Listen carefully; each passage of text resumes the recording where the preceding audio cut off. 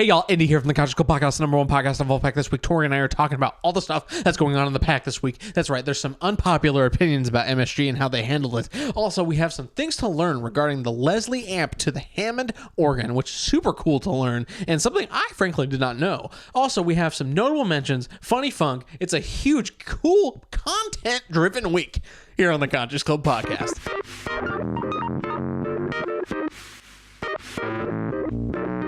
$5,045's bid, asking $5,000. Anyone else? Fair warning at $5,000. Bid now. Please bid now. Bid now. Hit the key now if you want in. $5,000. We're gonna sell it. Sold $4,500. 22. Everybody, 13. We are watching the right, property 770. from the estate We of got 2,000 Walter bid, Becker 2250, now of Steely 5, Dan now 750, auction 2750, off his guitars and amps. 2750, Yes. I like the texture on this one. It's really interesting. 2,750 we have on the telephone. Now, this is a live bid online from Julien's Live. Bid on the phone, 3,000. Click and bid, Julien's Live. Click and bid, Live Auctioneers. Put your paddles up and let's get it bought if Put you your can at paddles $3,000. up, y'all. $3,000. Any other bids at $3,000? 2750's bid asking $3,000. 2750's bid in 3,000. Fair warning, we're going to sell it. Walter if no one Becker's else bids here in just a Sadowski couple Buckeye seconds. Burl 3,000. guitar. We just got really the new cool. bidder, and now 3,500. Yeah, the finish Live on it Auctioneers is in awesome. at 3,000, asking 35. Got it on the telephone bidder. Now 4,000. Back to Live Auctioneers at 4,000. We have 3,500 on the telephone. 4,000 to Live Auctioneers online. What do you think? 4,000. 4,000 to Live Auctioneers. Any Begging. other bids at $4,000? They need a, fair warning. His gavel's Anyone tiny. else? Sold 3,500 on the They need a more like Texan. 802 They need a on the Texan. telephone. You know? Thank you so much for taking the bidding, Josh. All right, lot They need number one of the people who do like the 771. cattle, We have the a cattle beautiful auctions electric that are like, Yeah, big heifer over here, Got a heifer over here. 200 at 200 here. 600 pound heifer. 2,250. Click and bid. Put your paddles Click up. and 2,250. Any other interest here? Only At 2,250. Got it. Now 2,500. 2,500, 2,250 What is bid, it going for? 25,750, 2,750, 25's bid, 750, 2,750, 2,500's bid, you'd have bid 750. They are begging here. Let's skip ahead. Let's skip ahead to some more. $5,000. Okay. Oh, $6,000. We have $5,000. It's really pretty. $6 Fair grand. warning, Got it. any other bids? Oh, Don't want to miss shit. you. Click and bid 7,000. We got it. Thank you and bless you. Now It's nice. 8,000. We have 7 bid. Who give 8,000? $8,000. 7's bid 8,000. One more bid might do it. 8,000. Click and bid. Find out. Now 9,000. Make it bring 10 on it at least. Who give 9,000? What do you doing think? One good. more. 9,000. Click and bid at 9,000. 8,000's bid. 9,000. What do you think? One more. $9,000. Anybody else at $9,000? Anyone else? 9,000. Don't want to miss you. Oh my God. $9,000. We're going for it. All right, it's sold for 1,000. 8. So much. 7,005. 9,000 at 9. They're going for Subway it. I went sold for 9. 9,000. Oh, there's Subway sandwiches that just arrived. Fresh sandwiches to all the buyers. Thank you for being here. kidding me. There's also water. I don't know if there's anything else besides By the way, this water, is but taking there is place water. in the dead. Hilton in Help yourself. Beverly On behalf of Hills, Julian. and they have Subway Subway catering. sandwiches. Okay, 774. We got Sorry about that 4,000 again. bid, 100%. Pardon Oh, we need me. to move our cars Every tonight. single 4,000, show. Yes, we do. 4,500. Well, mine's moved. 4,500. Will you do I can mine move your for car. Yeah, me? I'll move your car. 4,500. Thank you. But One more. More importantly, Walter Becker's bass. P-bass. Any other bids? Peabody bass. Used on circus money. Fair warrant. Got it. Okay, 5. Thank you for bidding. 5,000. Okay, got it. $5,000. Click and bid 5. We got 4,500. Click and bid 5,000. I love seeing the word Julien's provenance because it reminds me of that one show. 45's bidding. Provenance. Provenance reminds me of that show with we're gonna sell it. whatever glass. Like one guy, the art. Oh, the glass blowing show. Is it Philip Glass? Philip Mold. Philip Mold. Yes. He's not a glass blower. He's an art historian and restorer of art. There's a guys. If you guys don't know, called Hidden Gems. Is it real or no? It's not Hidden Gems.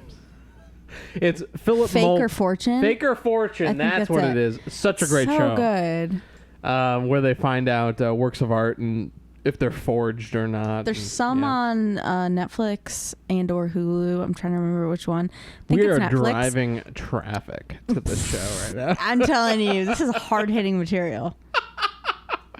Also on YouTube, you can watch some. It's pretty great. Philip Mold, everybody. We love Philip Mold. Has nothing to do with Walter Becker, but we're going through the bids here that was happening in Beverly Hills this past week. I was lucky enough to catch the live stream, and I recorded it for us tonight. Incredible. Basically, every single musical possession of Walter Becker was on bid for sale. On this live auction, you could have called in, you bid online, you could go in person. We did none of the above and just recorded the live stream of it. Yeah. But I thought that was a cool, interesting, weird point to start off for the Conscious Club podcast number 29. Woo! We're here. Yes, we're here. We are doing it. This is the Conscious Club podcast. This is the podcast about Vulfpeck. We remain in Zone 2 because when we sense the energy dipping into a Zone 3, 4, 5, 6, etc., we put our big toe on the gas. And we're both SpongeBob and we're both Mrs. Puff. You know what I mean? It's Puff. It's floor it or big toe. When we know when to floor it, we know when to big toe, and that's the Conscious Club podcast. It also TCCP. We call it TCCP here on the streets, and the hard hitting streets of the Funk Republic. TCCP does not only stand for the Conscious Club podcast; it stands for Treasures of Talent, Curators of Controversy. Creators of content and purveyors of podcasting. That is right. It's TCCP. And as Tori has eloquently described in a previous podcast, a more succinct note on what the show is about. We are the IRS of the Vulfpeck. That is right. Absolutely. The Vulfpeck Facebook group. We take in the posts, we take in the memes, we take in the comments, and not to mention the Reddit group as well.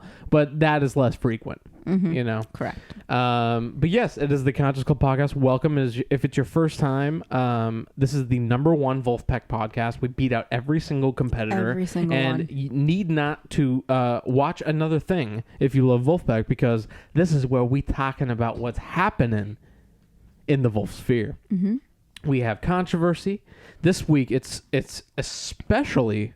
people were airing some dirty laundry on MSG, and we're going to get into it. Yeah. People are salty boots. Right. It's been a salty week here on the Conscious Club podcast, but also a very fruitful week that we have a bunch of notable mentions. We have a bunch of funny fun to get to. Love that. And also we have a bunch of stuff to learn that I think came at a kind of a curveball for you, at least for the show, because I think I found a little thing that we both were curious about at the Greek show, but we weren't musicians enough, or we weren't knowledgeable on the musical equipment that was in front of us.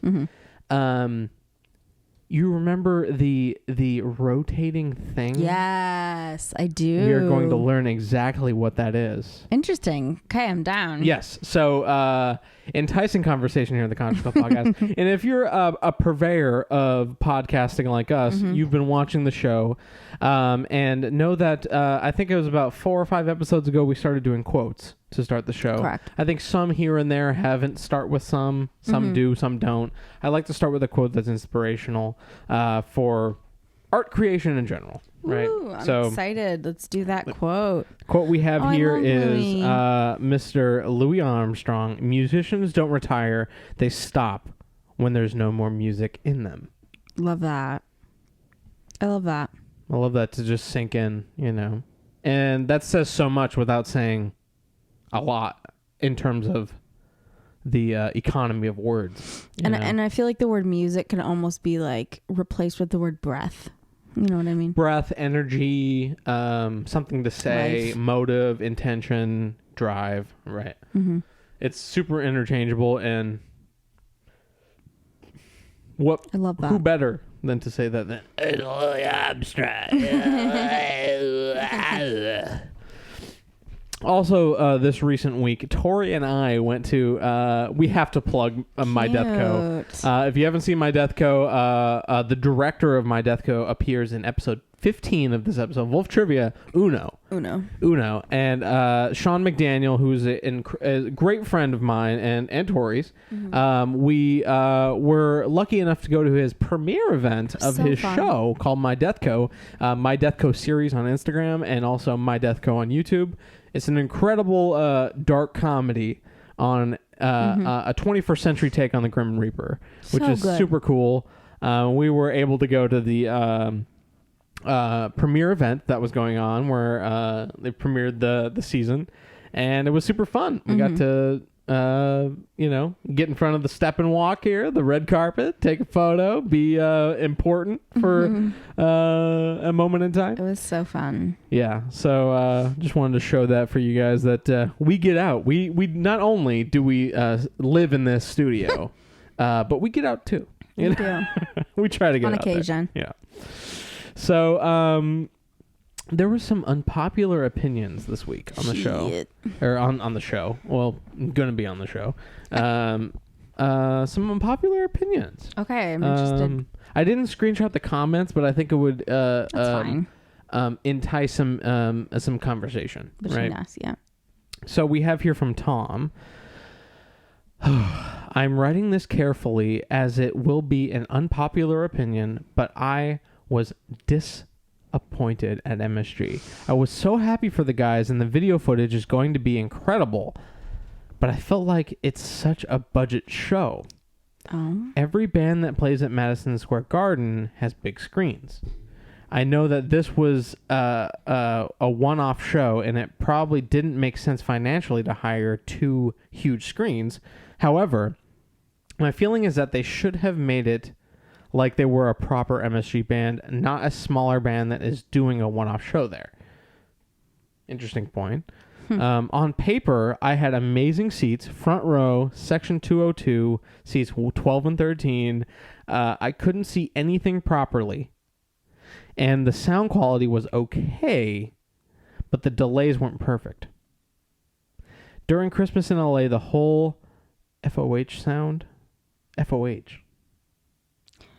Is Danny that, Wood, that's where you help come in. me. FOH sound that switched off. I caught the moment on camera. It seemed very amateur. My point is, if you're going to make a leap to playing stadiums, you have to scale up the production too. I don't feel like they did this. Please know that I love the band. I had a great time, and I will continue to support. I just can't shake the negative feeling. Wow. 164 comments. Pack member Tom. This is what this show is kind of built for, I think. Yeah. Because it's this kind of conversation to have. Because we weren't there. We don't know. But we had a similar, not necessarily audio. I think it was where we were placed at the Greek. That we didn't hear the full mix either at the Greek. No. Right? And obviously it's a hugely smaller show than MSG, but I definitely associate with this. But we were legit front row, right in front of Corey's amp, so that's part of the issue. Literally, the whole show was in the middle, like centered, farther enough away to get both sides. Right. So. Yeah, it's tough to say because it's all subjective and it's all like. And it's all where you are in right. the location of the stadium and. Right. Because I would say, like, if you have front row section 202 seats 12 and 13, I really don't think the mix is meant for you. Yeah. At that, not necessarily you, Tom, but people at that specific area in the show. It's meant so that the people in the back can hear it too. Exactly. Right. So then you're obviously going to get an off mix. Mm-hmm. So is this like the very front then, basically? 202. Roughly. I mean, that's really front. Yeah. I don't know exactly where that is, but it's close enough. It seems really close. Yeah. And I guess with our experience at the Greek, I guess it definitely, like, your experience can definitely change based on where you are at a Vulfpeck show, because it's like, it's minimalist funk. Yeah. Where there's the least amount of instruments possible to make the song work. So that means there's going to be some gaps, right, in between the mix. Right. Where we were standing at the Greek, I know it's not MSG, but we heard primarily Corey and Theo's guitar and the harmony between there, which actually made me appreciate their playing more. But also I was like, I'm not getting the full mix. Like, we didn't really get Joey, and we didn't get enough Joe Dart, I feel. Right. And we definitely didn't get Joey's sax. Remember? Oh, I could barely hear it. Yeah, unfortunately. Yeah. But it was a really cool experience. Made for us. It wasn't made for that row. But they had the big screens on the side. So true. At the Greek shows. Right. So I think honestly it depends on the venue. Like, it depends. Like, does the venue have, I mean, this isn't a musical venue. This is a stadium. This is for sports. So if it doesn't have the right accoutrements to have a stage and musical guests and people performing and having those big screens or whatever, then to be honest, a band like Vulfpeck, I don't think they can really afford to, like, I don't know, rent those and do that and do the whole thing. I mean, renting them, I mean, I don't know how expensive that would be, but it seems like, and plus, how are you going to put those in a place where everyone can see them anyway? You can't. Right. It's hard to say. It's hard to say without being there, because I definitely think Vulf wants to, or Jack's intention is to kind of bring that commercialism to a halt. Yeah. You know, whereas, like, yeah, if it was Beyonce or Timberlake or Metallica or something, there it would have been a way more spectacular of a show, but that's not Vulfpeck.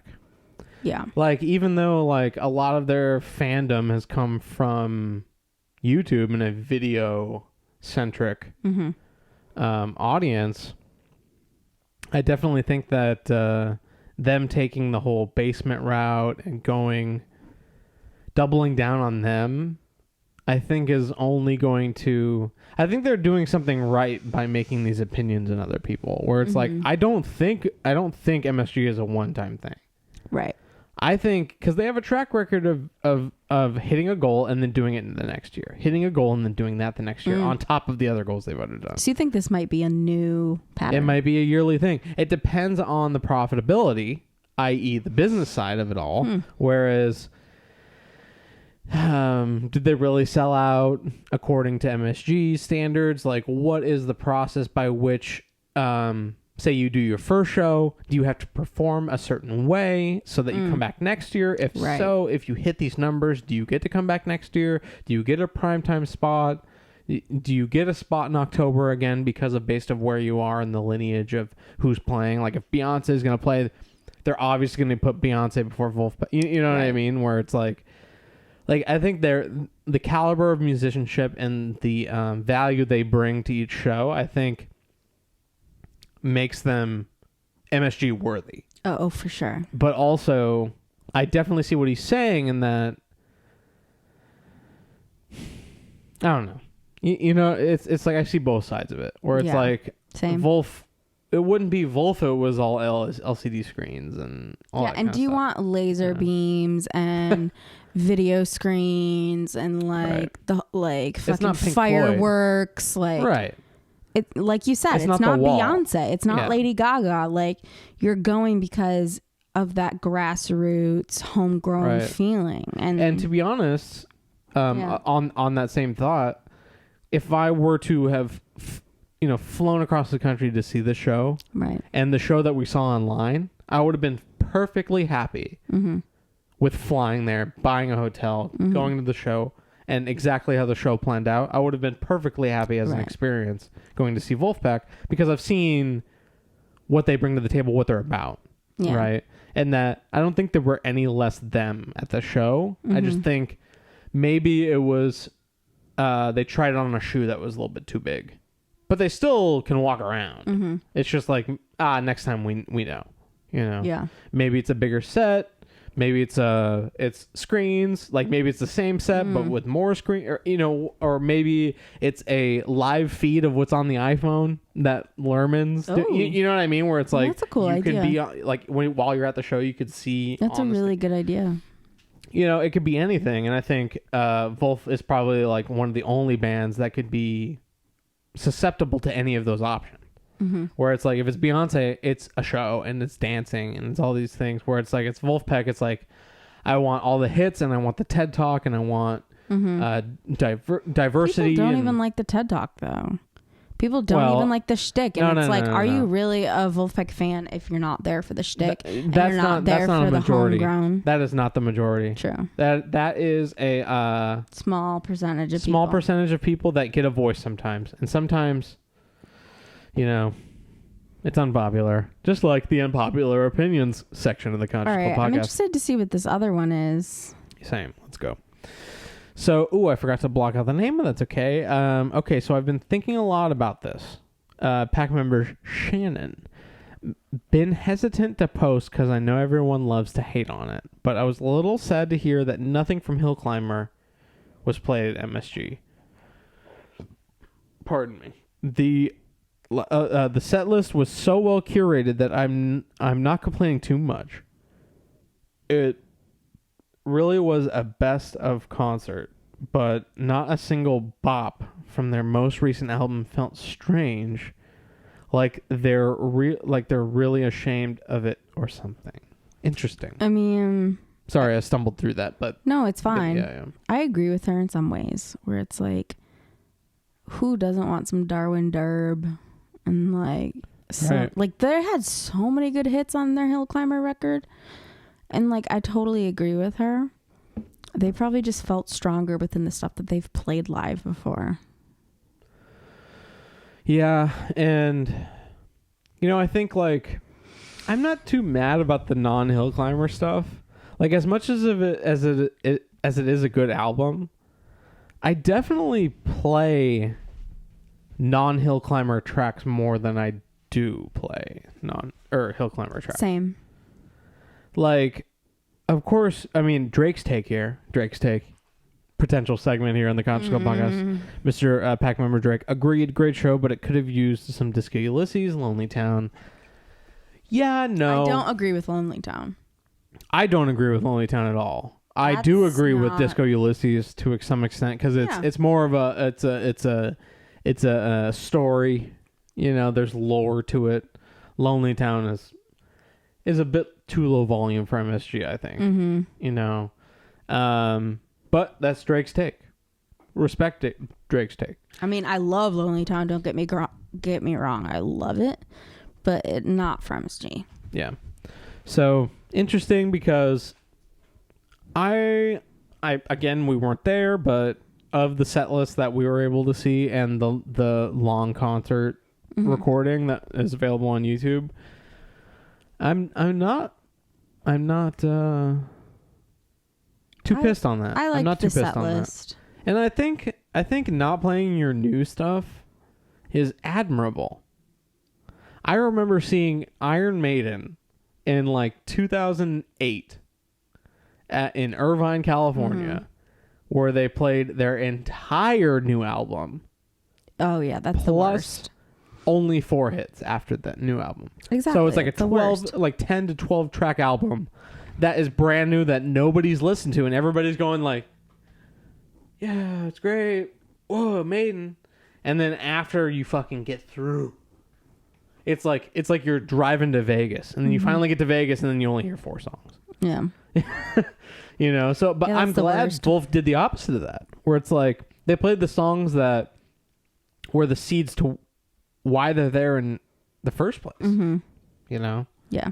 Curious to hear Danny Wood's take on that. Yeah, I'd love to hear that. Yeah. But that was Unpopular Opinions here on the Conscious Club podcast.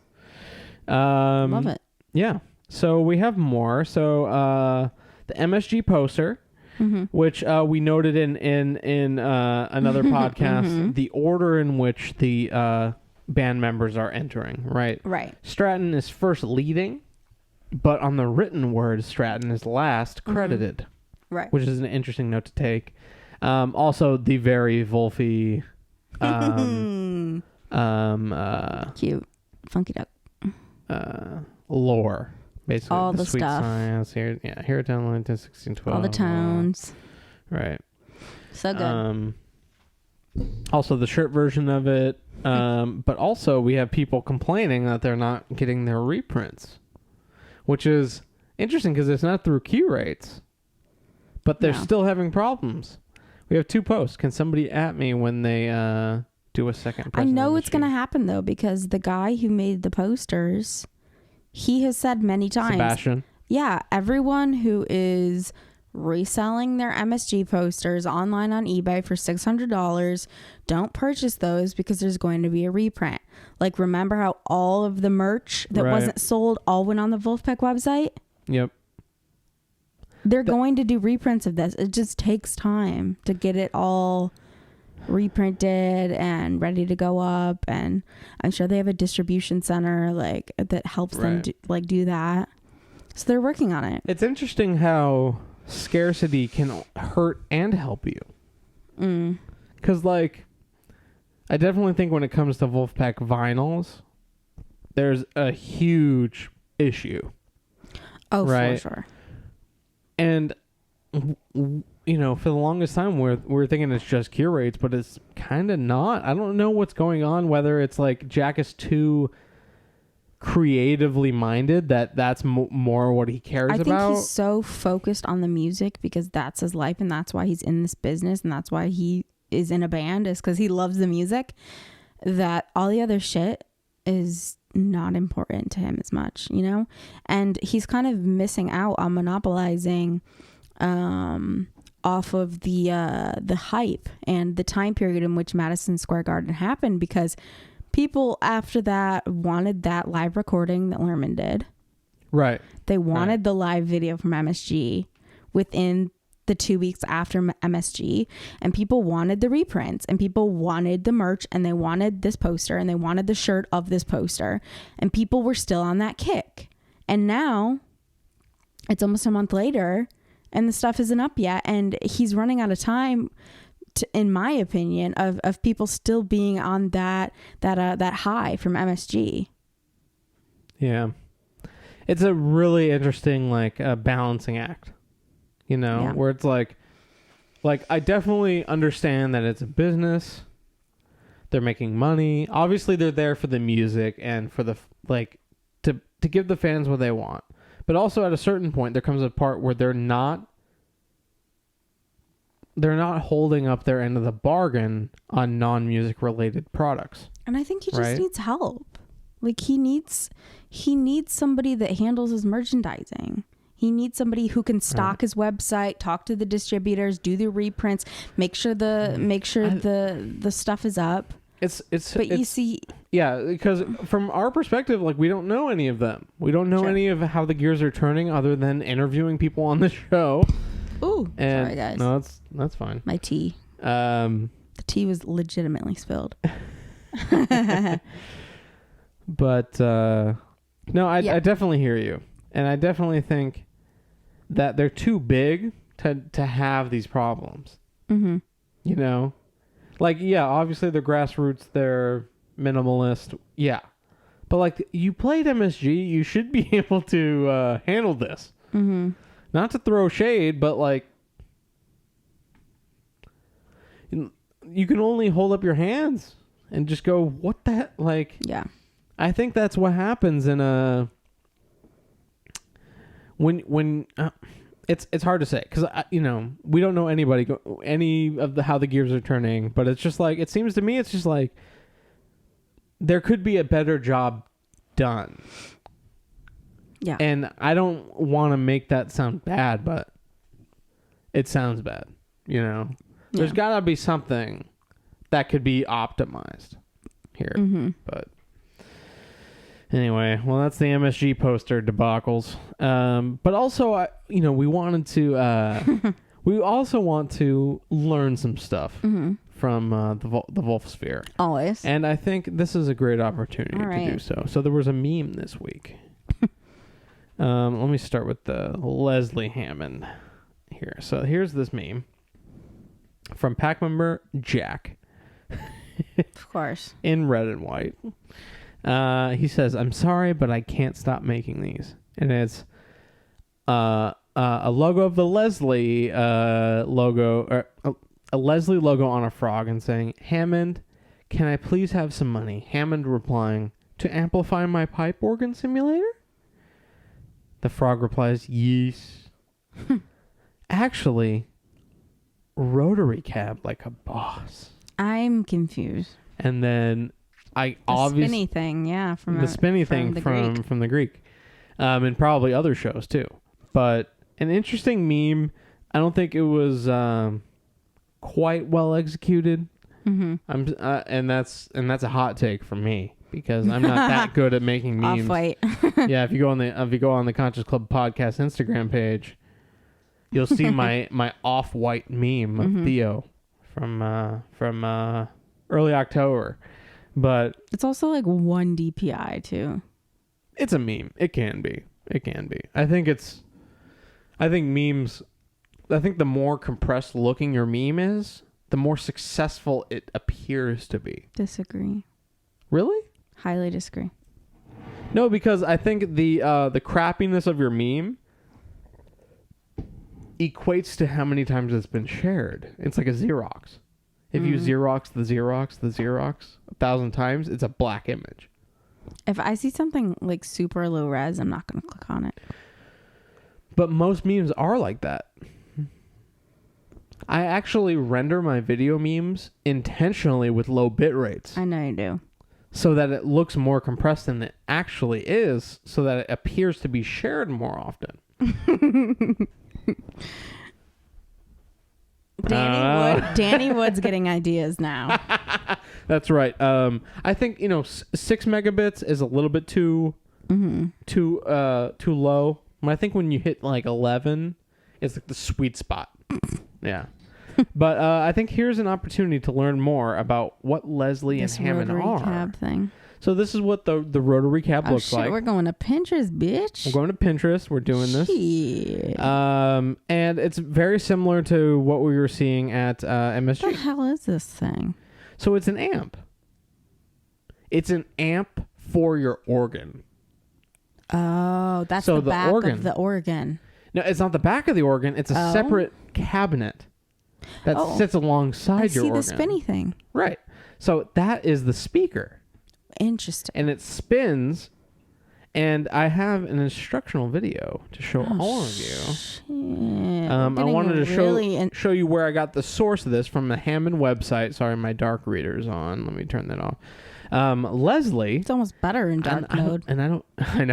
And I don't know if Leslie happens to be Aunt Leslie, but wanted to make that note. The Doppler effect, holy ass. Right, so this is where I found the next video that we're going to look at, which explains it all. We now think of them as inseparable, fraternal twins, but the truth is that the birthday of the Hammond organ predated the Leslie by 7 years. It was the creation of that instrument in 1935 that directly led to the development of the Leslie. The man behind the invention was Donald J. Leslie, 60 Minutes an engineer who worked for a firm that made parts for the Hammond organ company. Very much. Don was also a music buff and became interested in this new, marvelous instrument. But there was something that just wasn't right to his ear. Lawrence Hammond intended his organ to play in churches and classical concert halls. Don, who loved the mighty Wurlitzer theater organ, wished that the Hammond organ could sound...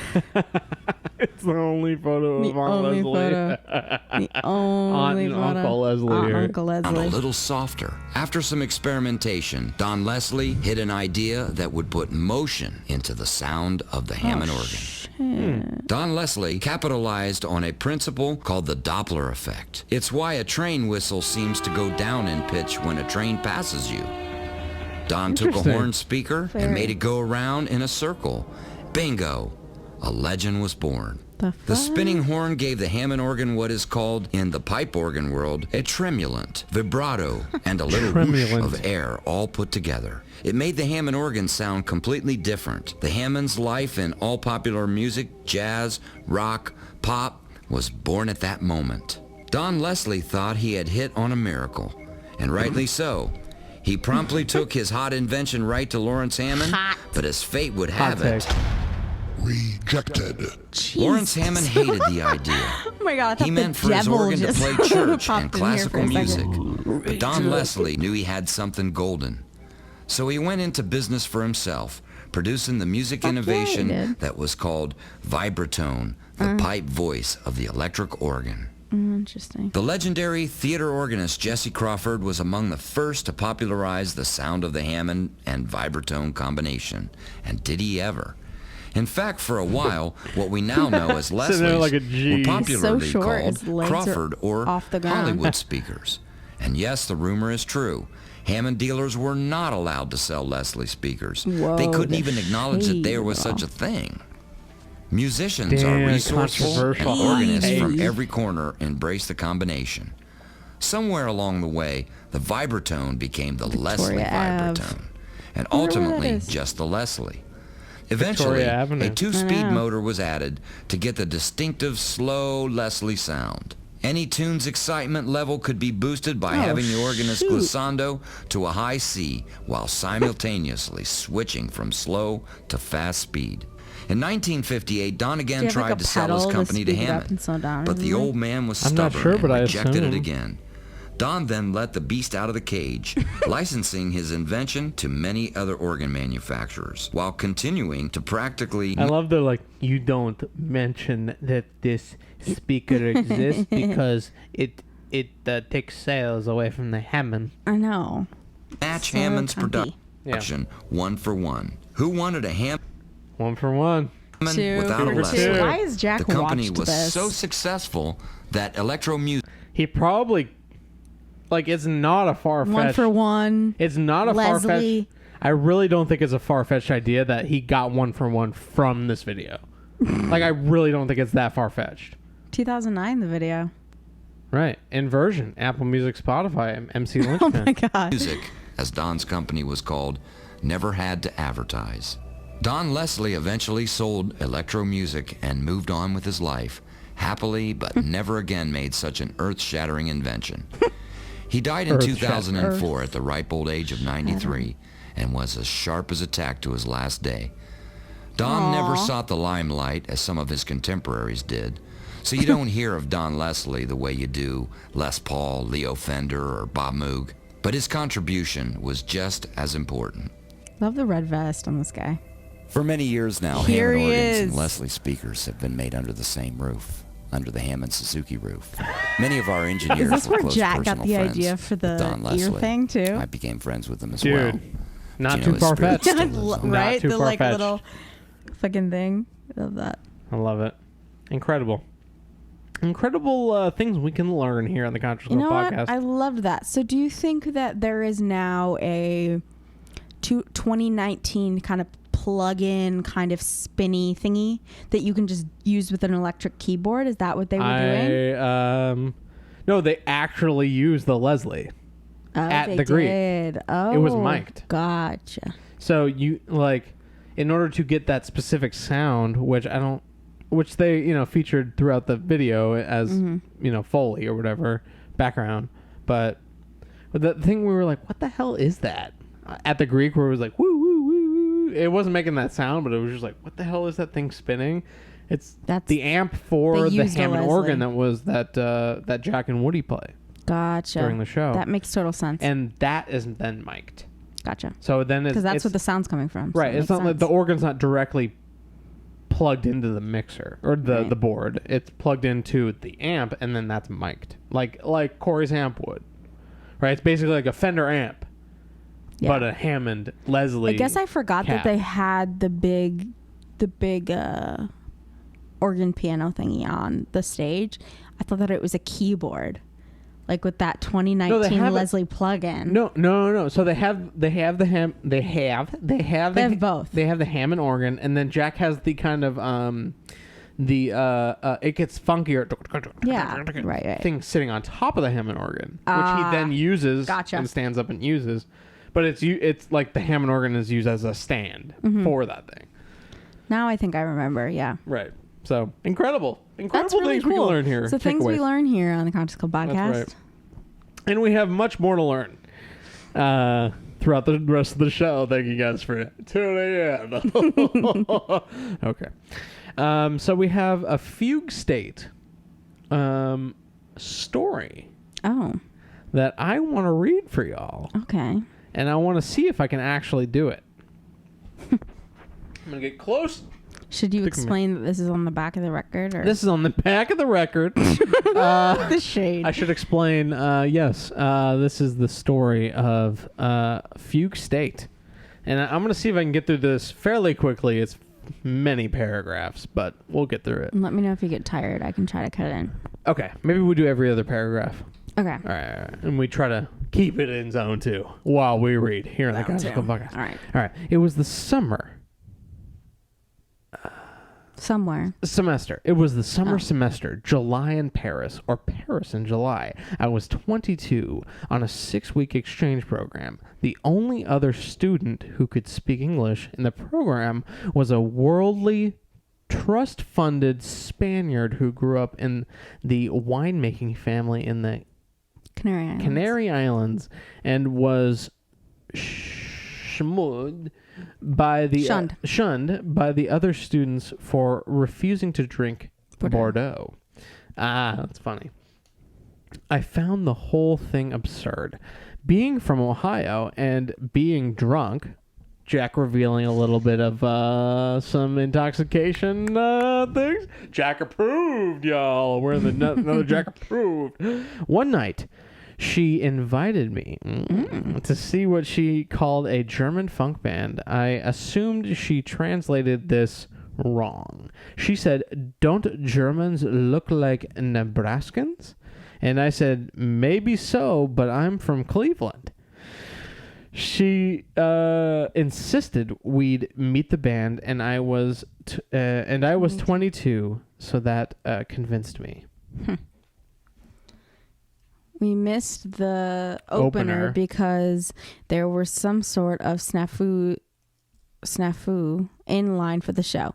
Something about Ticketmaster. I will call flaw. A will call flaw. Yeah. Pre-sale tickets sold in the wrong time zone. People were throwing fits, and the French was too fast for me to follow, but my friend and the bouncer shared a few quips of Catalan. That's a language in Spain. And sure enough, we were given backstage passes. This is very hard to read.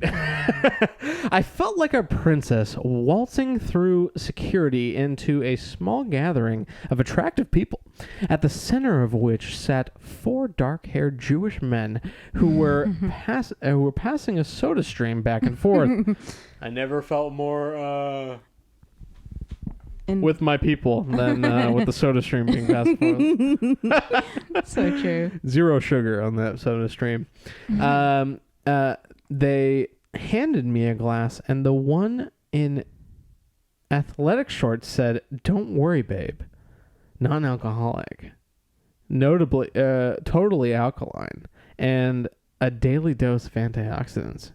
He chortled. I swooned. I swooned right as the headset guy came in to say, "We're ready for you." When you said gray, I imagined a small alien with a headset on in Jack's outfit. I love that. Trying to do the beautiful game kick. Yes. We're ready for you. The band left, and my friend said, "Those aren't rock guys. They are funk guys." in a tone that implied that meant in a tone that implied that meant something. After the show, there was a lot of talk. A lot of people, a lot of industry. But the band spoke surprisingly good English and shitty French, so I hacked out. Walked? Maybe? Hacked. Lucked out. My friend and the keyboardist got chatting about the Canary Island chiff-chaffs, and I was left with the drummer, the bassist, and the athletic shorts guitarist. I love how he qualifies the guitarist as the athletic shorts, because he is that. He is that. You should see Doe Jart poach an egg, the athletic shorts guitarist said. Is that Jack? Yeah. German funk band. German funk. Wow. This is, and it's not told by Jack, it's told by Anna Ash. Exactly. Oh my God, this is all coming together. You should see Joe Dart poach an egg, the athletic shorts guitarist said, indicating the bassist. Indicating the bassist, I said, "I'm a Midwestern Presbyterian. We scramble our eggs unless bread and mayonnaise aren't involved. We fry them. Then we fry them. All three of them looked appalled, and but the guitarist's eyes glistened a little. Mm-hmm. My friend insisted we all go out and celebrate. We did, and after a half glass of wine each, we all said our goodbyes. The keyboardist and my friend exchanged numbers. I believe they will send each other bird pics to this day. She doesn't know shit about birds, though, so I think something happened where he found this out, forgave her, and still felt betrayed. Oh, dang. I regretted not getting the guitarist's phone number. Oh. Jack Stratty, getting that digit. I should have got it. So I sent him a direct message on social media platform he never uses. He never responded. But a week later, my mom in Cleveland sent me an email saying a toaster oven arrived for me from Germany. I asked what kind, and she said she didn't know, but the box says it can poach an egg. We eventually connected after 4 years of racking up frequent flyer miles and communicating primarily through pictures of labradoodles. Makes more sense, Jack. He called me up and said, I hear the public gardens of Cleveland are beautiful this time of year. And I said, no, you're confusing it with Pasadena. We got married the following spring, moved to Pasadena, and now have 3 children. They all play the clarinet. Anna Ash. And this is all on the back of the Fugue State album cute. Cover. I love how it's like a cutout. It's like a news article. It's so cool. We love that. A little rocky storytelling, but we're here for it. And I think that concludes the learning segment of the Conscious Club podcast, episode 29. Love it. Also, I wanted to show this post from a little bit ago, back in late September. Pack member Leon, that little intro Vulfpeck plays before every song makes me feel warm and welcome. Mm-hmm. Don't know why I felt like sharing this with you, but I did anyway. Have a good day, my friends. I love that. Do-do-do. Do-do-do-do. Cute. Back member Daniel. They used to have it for sale as a ringtone, and I'm sad I didn't grab it. Wholesome post.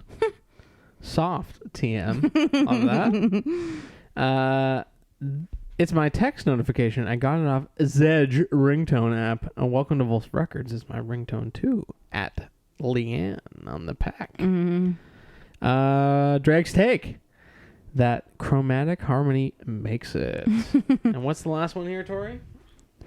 It took me so long to get used to this being the intro to every song, and not just the beginning of Christmas in LA, of which the instrumental is.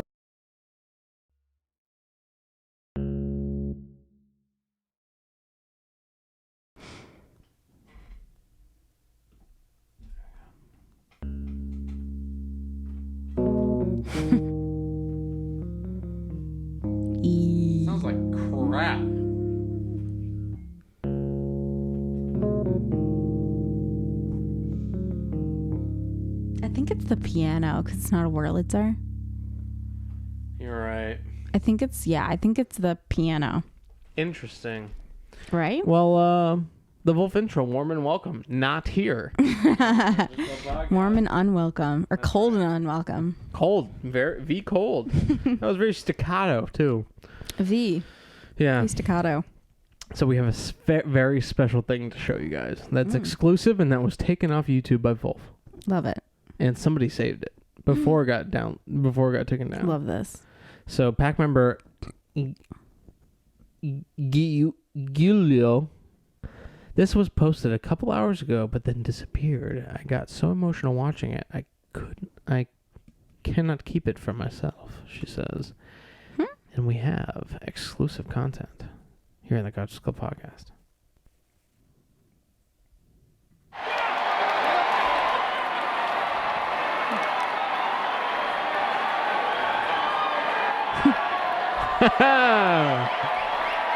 That's right. Stratone. Stratton. Aww. Vulf Beefy. Records would like to welcome you to tonight's performance of the Vulfpeck. Please welcome to the stage Michael Winograd.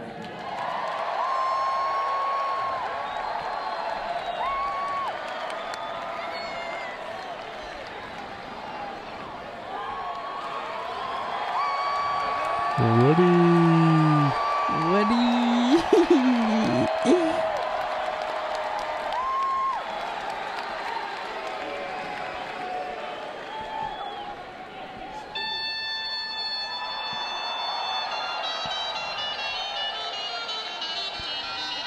So interesting So to good. see.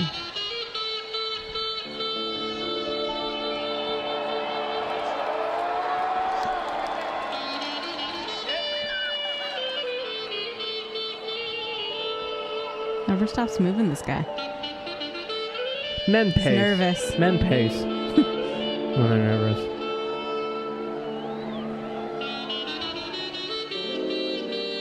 Interesting editing.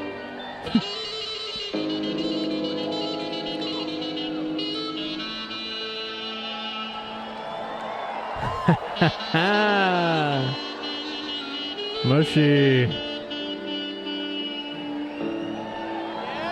No towel. No towel, this guy.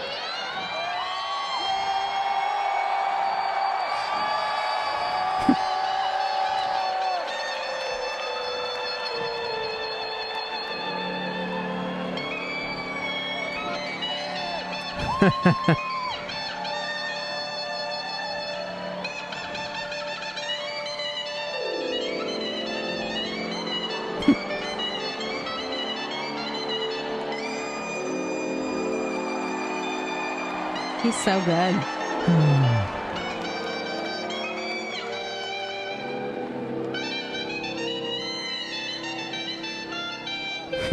Mush.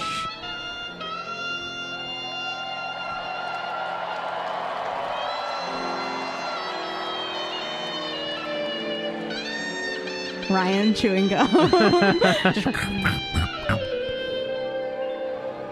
The mush. Rip. Getting upskirt Stratton here.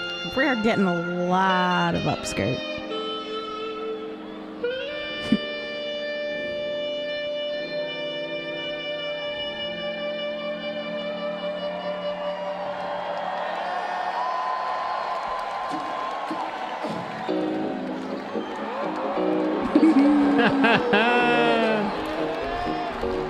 Ladies and babies, big children, little children, even the gentlemen.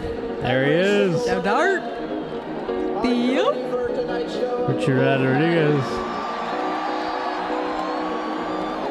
On keyboards, it's tea time with Woody Gall. And on drums, bringing the Dosick, Long Island Rodriguez, sound, Katzman. Katzman.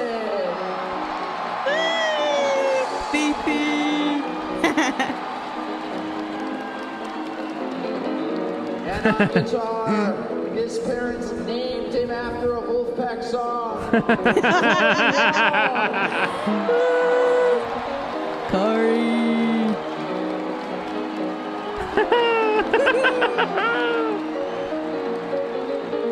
On the saxophone, he keeps running away. Welcome to the stage, Joey Dawson.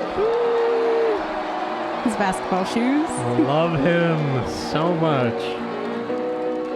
And from Brooklyn, New York on percussion, welcome to the stage, Richie Rodriguez, a special New York guest. Yes. Them congas, bitch. And from Harbor Springs, Michigan, on the Joe Dart Music Man bass, Joe Dart.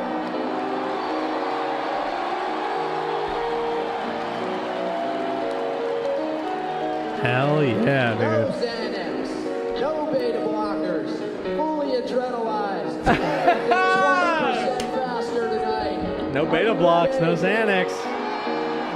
Nothing, baby. That drunk. Drunk. Drunk.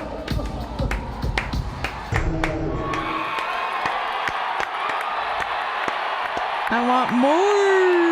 I know. I Can't want wait more for this mush. video to come out. I cannot wait. I want more mush. Wasn't that like That was amazing. single-handedly probably the best 5 minutes of this in all the podcasts we've ever done? Correct. Just to get that was so that good. special backstage perspective. So wait, Vulf accidentally posted that? I don't know how.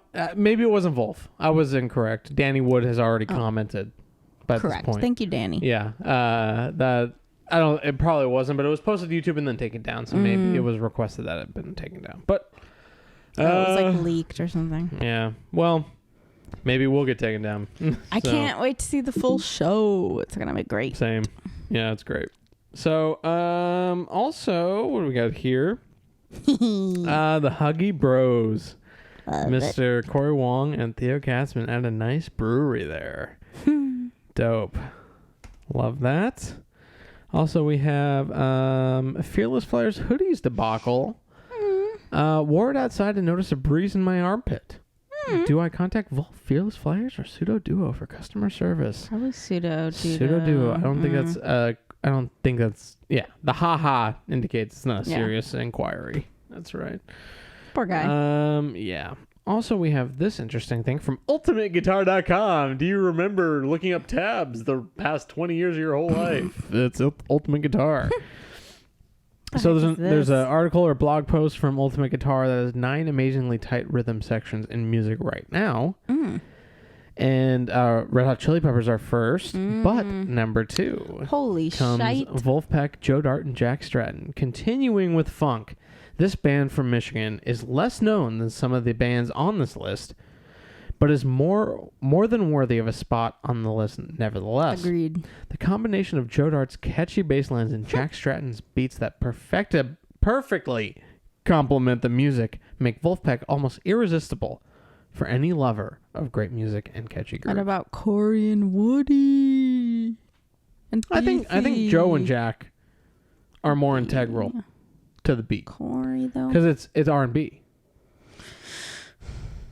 Yeah. I feel like So Corey's are you up saying there, R&B is less important than G and P? though. No. I feel like they're all Well, it's R&B. integral. Well, the article is on True. tight rhythm sections, and Corey and Woody aren't in rhythm section. True. A rhythm section is drums, bass, and the rest, right? So I guess the core 2 and the core 4, right? Interesting points here in the Conscious Club podcast. Also, we have some pack member Franklin. I met Corey before at the John Baptiste show in New York. Such a great guy. I think a little surprised I recognize him at this particular show. Behind my smile is a guy about to have a heart attack. Love it. So we have some clip with some nice percussion support.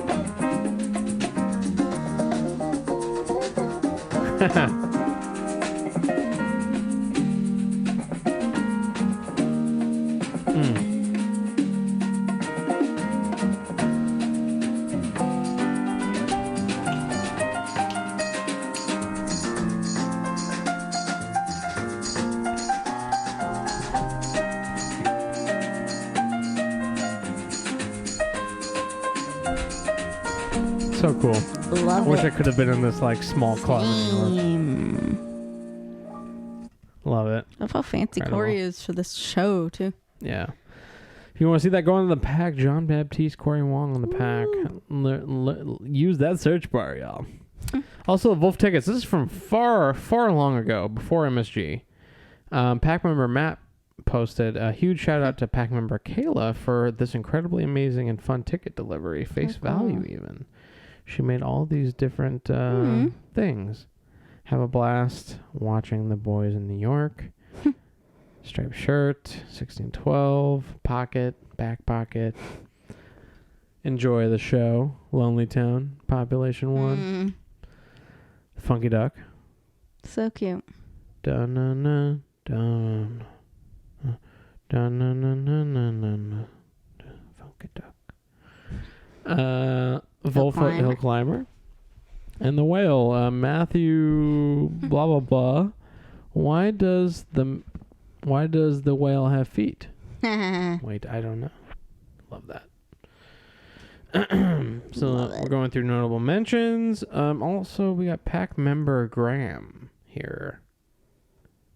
Thrown in some Vulf medleys.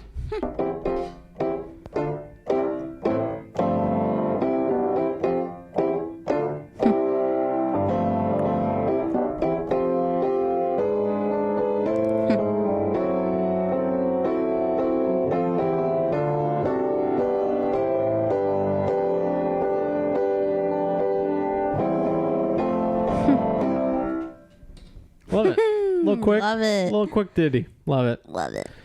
And that brings us to the ever so notable Funny Funk, Oh man. which we will round out this episode of the Country Club Podcast with 10 incredible funny clips from this week in the Vulfpeck, which is Driving with this is the Cause. best. I'm Dave Kaz, and this is Driving with Dave. Love it. Love it. It's Driving with Cause in the west side of Los Angeles. That is right. I'm trying to talk over this music track so that we don't get taken down for Beverly music library. Hills. That's right. Fancy door handles here, dude. You know, nothing but the best What is this? for the Corey Wong Band. This is like an iPad It's bigger than my iPad. Pegasus or Pegasus or something. Evidently, you've never been in a Tesla before. No. It's the sticker shock right now. Oh, look at that camera. I actually, this is alarming. The size of this screen. Thank you for saying screen.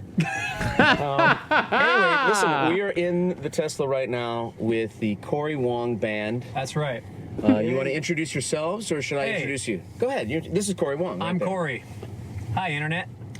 I'm Kevin. Hi, Kevin. Patar. Hi, guys. Patar. I'm Ryan. Ryan Butler. That's right. Those two names always go together. Ryan and Butler. Yes. So anyway, welcome you guys. I'm very, very happy that you were here. We're stoked to be I'm here. a huge nut, like crazy nut fan of the Corey Wong Band. Thank you for coming out to California from your native Minnesota. got it, You're not dude. from Minnesota, are you? Well, I grew up there. I'm from Minnesota. I was born in New York, but I'm from Minnesota. Now, I want to just talk for a quick second about why the Corey Wong Band happens to be in this car. It's a fluke. It's an opportunistic. Opportunistic. I went into the analog sphere about a year ago and started touring. Here. Okay, under the name Corey Wong, which happens to be my name. And in the analog sphere, I decided I need a shtick, and one of my shticks is going Shticks to be and talking about spheres. Dave Kaz.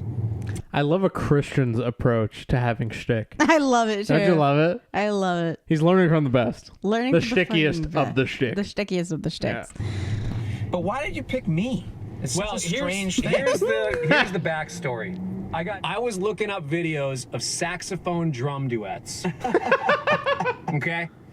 Why? It's very random, I must say. Okay, I will get myself down rabbit holes, and this is the kind of rabbit hole I like to start. Saxophone drum duets. I remember as a kid seeing this dope Maceo Parker sax drum duet. I was trying to find it. What did I do? Find it. What did I do next? Dive down the YouTube rabbit hole, as a young man does. What did I find? Dave Kaz live at some freaking festival in Europe or something where everybody's wearing white on stage. These guys have got. Yeah, pull up the clip, dude. I saved it, man. Somewhere. This is what it's like to have millennials in your car. you want something? It's right there. Right there. Thank Pull you, up the Patar. clip. We Thank got you, it. Patar. Pull up We the got clip, it. huh? Now, I pull up the clip of Kaz live in Verona. Pull up the clip of guys. Yeah. Oh,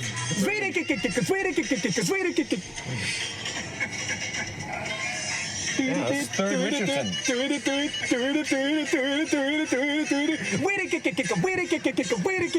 That's the classic Kaz. That's some classic Kaz. I love Okay, so that's his fine. energy. You're doing like a little internet search. You We're find doing an that, internet but that search, doesn't mean that you and make then, me part of your shows. And then I find this dude's got his own cruise. Wait a minute. You're telling me this saxophone player's got his own cruise that's been going for 14 years now? Yeah, 14 years. 14 years, his own cruise. It sells out years in advance. Now, I was thinking to myself, that's an inspirational story. Because Dave Kaz, the 6th grader, when he's trying to step up from a 2 to a 3 Rico Reed, he's not Dude, thinking to I himself. so associate with Corey Wong's energy so much. So That, zone like, I two. am harnessing that so much sometimes. Yeah. Where it's I can't help but not do it. I know. When a 6-year-old Kaz is going from a 2 to 3 Reed, Rico Reed, you know. I'm someday going to have my own smooth jazz empire. What he's thinking is, I got to slay this A minor pentatonic scale. So one of my buddies is like, Kaz? I was like, dude, this dude's dope. Check it out. He's got his own cruise. He's rocking this sax drum duet. Driving a Tesla. Driving a Tesla. My buddy's like, Tesla. Kaz? Dude, why don't you get into something hip like Coltrane or like, you know, he's one of those jazz He's a purist. snobs, whatever. I'm down with Coltrane. I'm down. Don't get me wrong. But Coltrane's I got a problem with people that just can't see past their own preconceived notion about something, and they can't be down with Corey. something that's dope. Now, I went out on the Pregnant road pause. and I said, I'm going to get on this guy's cruise. I emailed my booking agent and said, I want to get on the Kaz cruise. And you had that as an intention from the very beginning. I had it as an intention. I said, Impressive. Set goals. Make sure your actions Have align intent. with your goals. Have intent. Go through life with intent. It might just get you on the Kaz cruise. Kaz is dope. I want to get on this cruise. I love it. Kaz is dope. And I'm going to show my buddy that Kaz is dope. Okay? Kaz is dope. Oh, my booking agent says to me, not a chance. The Dave Kaz cruise is already booked. Every ticket is sold. All right? Is that his This booking agent. booking agent? Can't tell what culture that booking agent's from, huh? We're talking 2,500 cap. This thing is sold. This thing, the 2020 excursion out on the UK British Isles is already sold out. How do you think you're gonna get to Sydney? Well, I'm gonna find my way right to Dave Kaz. So what do I do live? I start talking about the Dave Kaz cruise and showing pictures, talking about Kaz is dope. I say, we're gonna play 32 bars of smooth jazz every one of our gigs. If people in this audience can start tagging videos and tagging Dave Kaz, saying that we're the hottest new smooth jazz ensemble out there, he'll have no choice but to find us. Sure enough, he, as in you, were bombarded. Well, it did actually happen exactly like that. I started to get Yes. a lot of messages from young people that I had no idea. They were talking about Corey Wong, like you have to do Corey Wong this, Corey Wong that. And I said, who the you know what is Corey Wong? So I started to do my own research, and I started, listening to your music. Your music is dope. Thank you. He reminds me of an old Justin Wright, Yeah. doesn't he? Yeah. Like a Just for Men, like Yeah. mid-40s Justin Wright, just peak physique. It is dope, and I've never used Episode 17 for y'all. Justin Wright of the Couch Club podcast. Enticing conversation. And back to Corey Wong. that word before to describe anything. Put a little duh on it. Yeah, Well, if I talk like Corey Wong style, you gotta amp it up about 9 dBs and talk about dope. And then you talk about the Rico Reed, size That's number right. 3. That's right. What size reed do you use now? I think it's about 3. Okay. There's. I just hurt my throat. I didn't know if that was a nervous tick about what size reed you use. No. This is a pre-base car. Thank you very much. Do you want to drive it? I would love to drive it, Dave. Yeah, I would love it. Beautiful, awesome. I love this go on video Dave so Cause's go on Dave Cause's YouTube channel. It's an incredible 12-minute video. We just relished. He only has 10,000 subscribers. He deserves way more than 10,000. Give him more, y'all. If you ain't, I am. Can you like this video? Subscribing. Liking, subscribing. Thank you. I'm doing it here live on the Conscious Club podcast. And I think this is a great time to change the battery. Woo! Let's change that pup. Hey everybody, it's the Conscious Club podcast, and this is the #1 Vulf podcast. Hi, my name is Indy, and this is my co-host Tori, and we are back from switching the battery. We are not hitting the rocks. We're in zone 2. Right, y'all. And if you can't ride off that energy, nobody can. That's right. We're moving in to the second clip here on the Conscious Club podcast. This was submitted by pack member Carter. Rip Antoine's hat. Look at this. He stands up as fast as possible, and it just goes Wigless. Wigless. That's the wigless section of the Conscious Club podcast. Love that. Also, for you Metal Gear Solid fans out there, this was a funny video game. I don't know what that means. So pack member Ryan posted this. So if you're not aware with Metal Gear Solid, you're an assassin or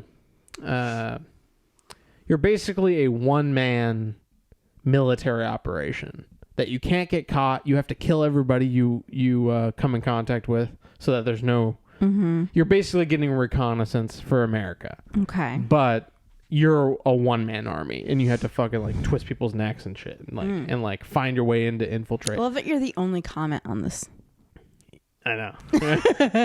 Well, I love Metal Gear Solid so much, and like I wanted this meme. I wanted this Ryan's attempt at great meme creation here to shine through. And what better to do it than to feature it on the Conscious Club podcast, True. Funny Funk? And it says, Snake, every human and chimp and bonobo in the Congo is going to be listening to DJP Nordish.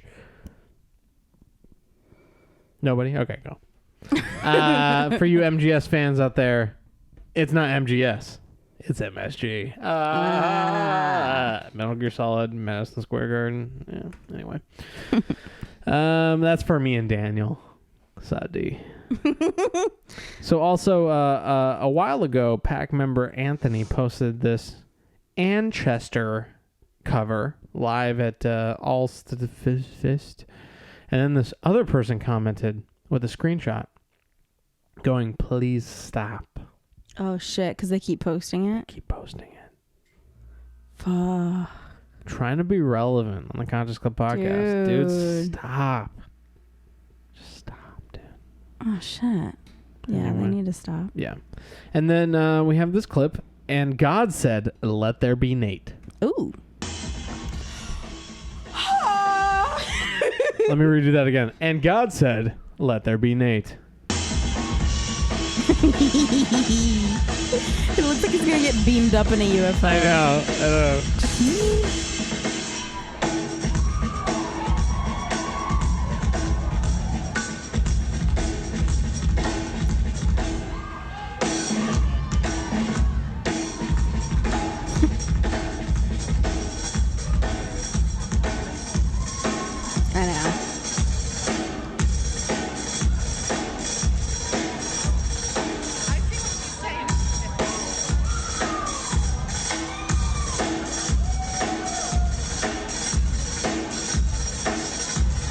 Talk about hi-hat work, y'all. Talk about zone Jesus. 2. Also, we got the Purdy robe from Bernard Purdy here. I love him so much. Purdy in the robe. Relaxing before tonight's show at Barnacle Bill's Rumson, featuring the Dave Keys Trio and Rob. Picture by Papa Celia Rosen. Purdy. Cecilia Purdy, either his wife or his daughter. Yeah. I'd probably say his daughter, since it's like Tech. tech, yeah, Insta, IG.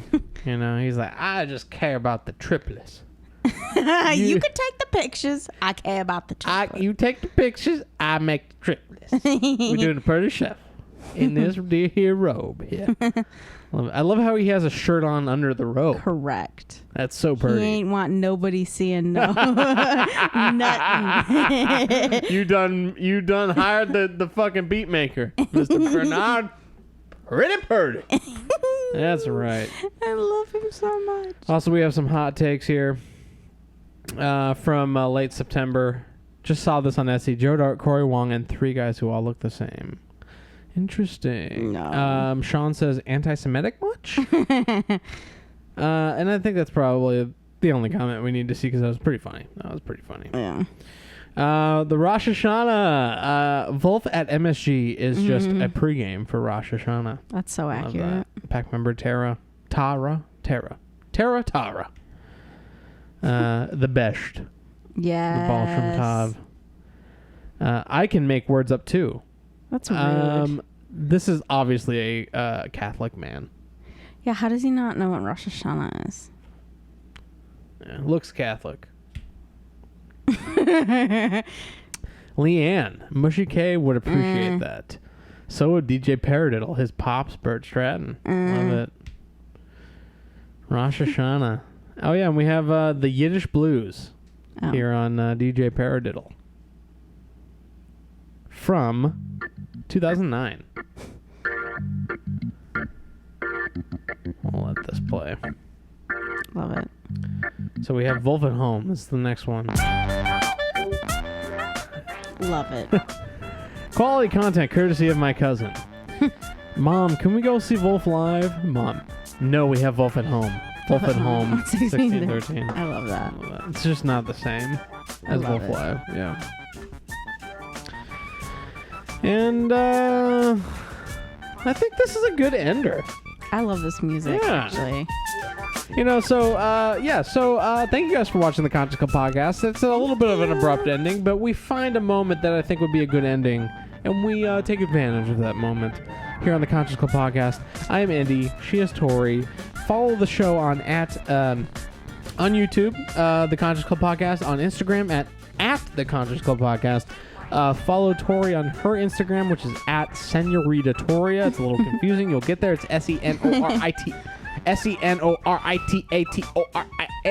Good job. Do you want to talk about the Clips channel? Incredible art. Go buy her art. Go to her Etsy page and buy her art. Etsy.com/shop/Victoria's Magic Art.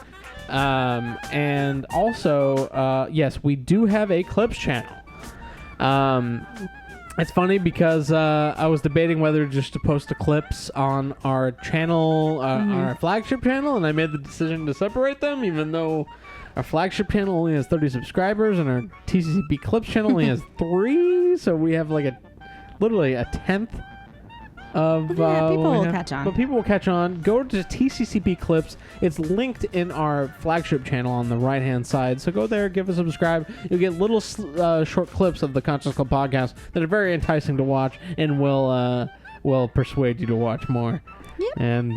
And everything else that we have going on here at the Conscious Club podcast. So thank you for watching. We are the #1 Vulfpeck podcast. We are in Zone 2. We are not experts, and we are the IRS of the Vulfpeck. It is TCCP at the Conscious Club podcast on Instagram at Senorita-Toria.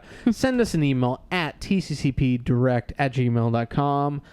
Send us your voice memos, your clips, if we got anything wrong. It is that we want you to hit us up there at tccpdirect@gmail.com. And thank you guys for listening to this episode, and we will see you tomorrow or next week. Not tomorrow, with a special Halloween episode. Ooh. I think it'll be nice and spook. Get ready to Halloween, shall we say? Halloween, baby. Let's do it. All right. Have a good one, guys. Bye.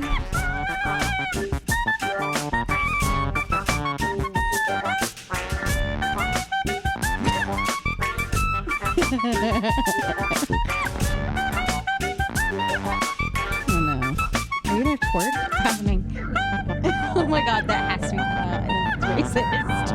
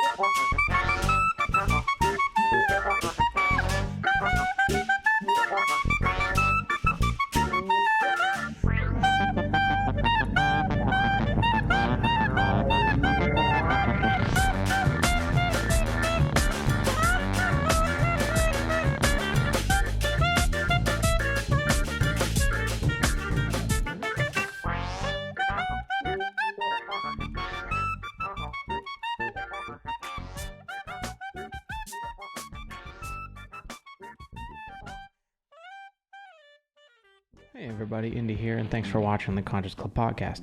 Please be advised that this is a fan-made podcast. Even though we would love nothing more, we are not associated with Vulfpeck, Vulf Records LLC, Vulf Productions Inc, or any associated acts tied to the greater Vulf umbrella. We do this show out of love, not for monetary gain. We simply wanted an outlet like this to exist, so we made it happen, and I hope that's okay. Thanks for watching, and always remember, fee fi fo fum.